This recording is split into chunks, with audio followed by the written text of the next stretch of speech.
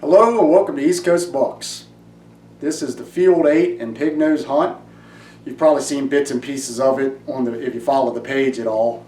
But what this is the whole hunt episode. There's bits and pieces on the page, but some of that footage is all from this one particular hunt. So I'm going to go into a little more detail. This is a full-length episode. Shows everything, gives the whole story on the whole hunt. And you'll probably be kind of surprised that a lot of this footage was all shot on the same evening over in Maryland. All self-filmed.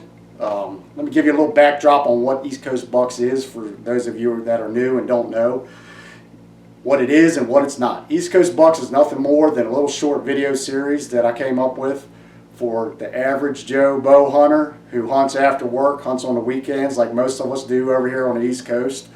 It's all DIY bow hunting. It's no guides involved, no outfitters. I personally can't afford that stuff. I'd like to see things where the guy, picked out his own deer, scouted his own deer, hear the story on it. To me, that's kind of neat. I really don't have any interest in seeing these guided hunts where the guide sets him up on a 180-inch whitetail. He shows up one day and shoots it the next day and pats himself on the back and goes on down the road. To me, that's just not entertaining. That's not my cup of tea. But to each his own, nothing wrong with that. If you want to do it, that's your deal, but that's not what East Coast Bucks is. All this is a 100% fair chase little video series on how we do it over here on the East Coast. I'm not saying we got the biggest deer in the world because everybody knows we don't, but we've got some decent ones. And, I like to self-film it, and that's a little bit of backstory on East Coast Bucks. And so let's get on to the hunt. So what the hunt is, this particular hunt, it's just before Halloween and the bucks are really getting fired up. They're really starting to rub a lot. They're starting to make scrapes. They're getting where they're really separating. They're out of their bachelor groups now. They're starting to not like each other. They're responding to grunt calls a little bit. But they're also in that kind of intermediate zone where they're still on a food source, but they're not totally into rut mode yet. So let's pick up where the action starts. I've already set up on this deer. There's two deer in here I'm after. One I call Pig Nose, and he's a big old 10, as you'll see. You might have seen him on the page, but this sucker is old and he's smart. This particular patch of woods I'm hunting, I had permission on it for 2 years. I lost permission after this following year. Well, it's not even there anymore. It got knocked down and there's townhouses there now, which happens to a lot of our spots over here on the East Coast.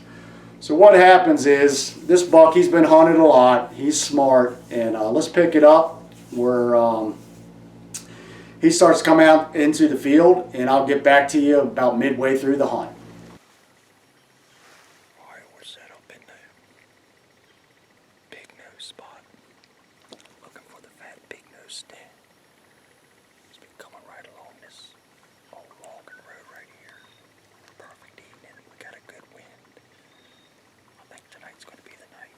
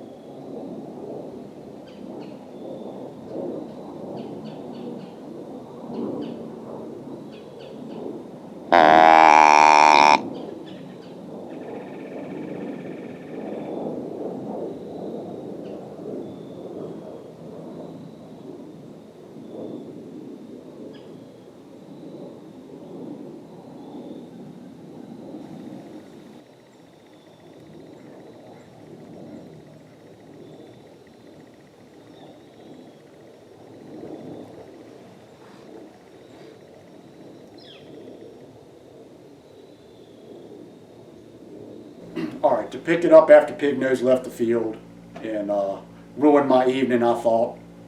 I end up seeing a couple more smaller bucks, a couple does. Great evening, just one of those magical bow hunting evenings. Moon was starting to come up over the top of the treetops. I'm starting to think, well, I screwed up, probably should have shot at Pignose. Now there's one other deer in here that's pretty good 8-pointer. I had a bunch of trail cams of this nice 8 and Pignose together all summer long. So I'm thinking, well, you never know, you might see another one. So right as it's getting to about the time where I'm like, there's not enough camera light, let me go ahead and start getting camera stuff away, I hear him coming. It's just one of those evenings where you can hear something coming half a mile away, it seems like. And here he comes. He's coming down this log road that comes into the corner of this field. And I'm looking, he stops, makes a scrape. And it's down in the woods enough to where I can't get that on camera good. But I watch him, he makes a scrape, he rubs a little tree, and he's slowly making his way into this field. So I'm telling myself, well, if he comes into the field, I might have a shot. But I'm looking at him, I'm like, hey, he don't look like a shooter. I don't know which one it is, and I can't tell yet. So he's coming out, and as he's getting closer and closer, I'm going, you know what? That's that 8 that runs with Pignose. He might be a shooter. And I'm like, do I have light? Do I have light? And I'm looking at the camera. Then you'll see what happens after that.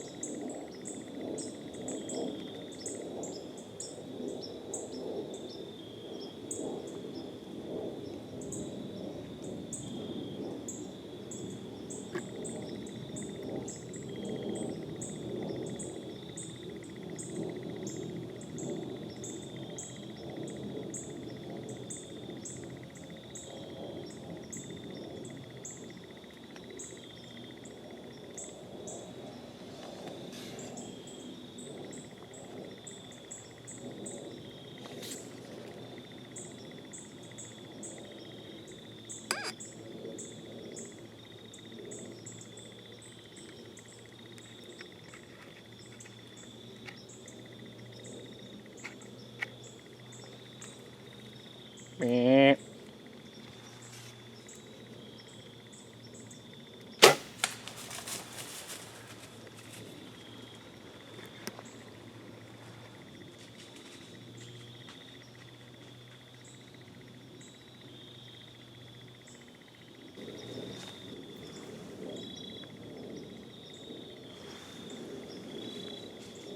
That deer just crashed over there.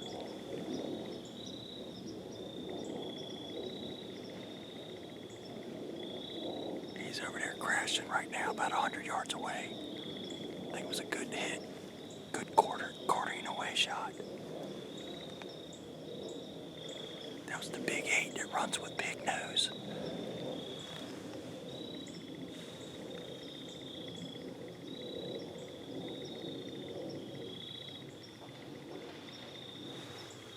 He's still over there rolling around.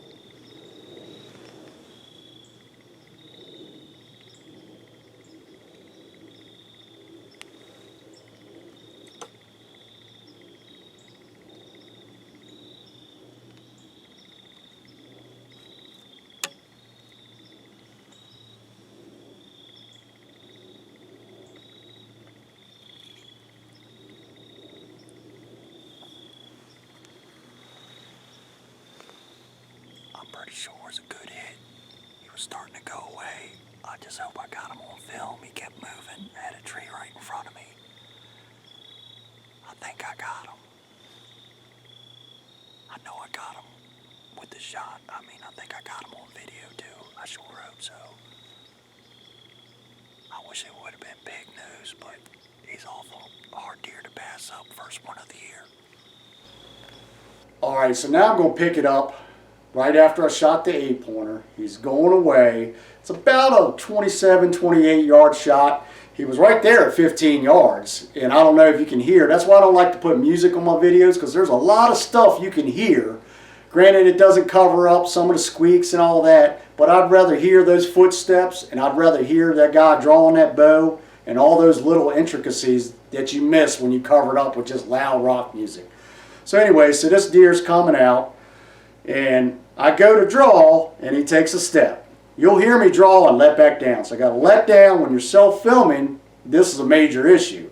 So every time you let down and one moves, you got to let down, move the camera, draw again. And sometimes you got to do it real quick. So that's what happened. By the time I got the camera moved and got back again, draw again. Now mind you, I shoot fingers, so I'm able to do it pretty fast.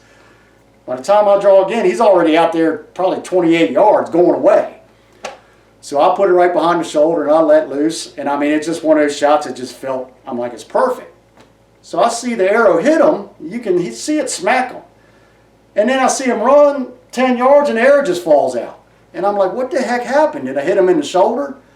So now I'm really confused. I don't know. I know it looked like a good shot. And so I'm like, I got to go home, look at the footage, see what's going on.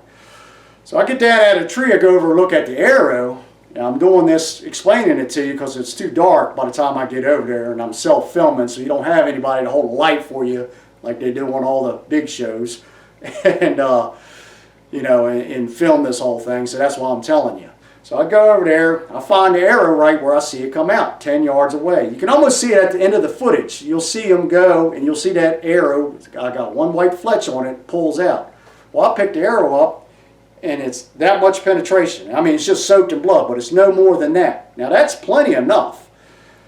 So I'm thinking, now I'm a little worried because, arrow comes out after 10 yards. You don't know. You don't know if you hit the shoulder. I don't know what's going on.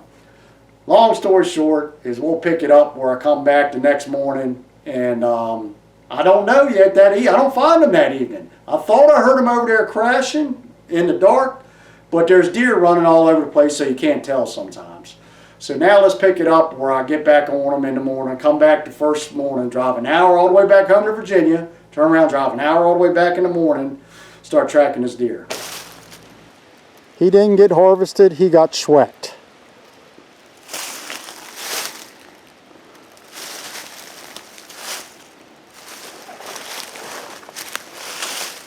Nice respectable 8-pointer.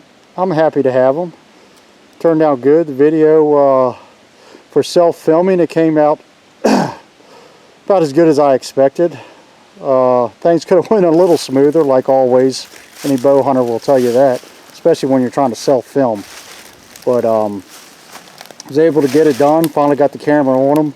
Pulled back once, as you'll hear in the video, and of course he started to walk, so I had to reset the camera, pull back again, and I finally had to stop him. He was going to get out of my opening, and was able to get him stopped, quartering away.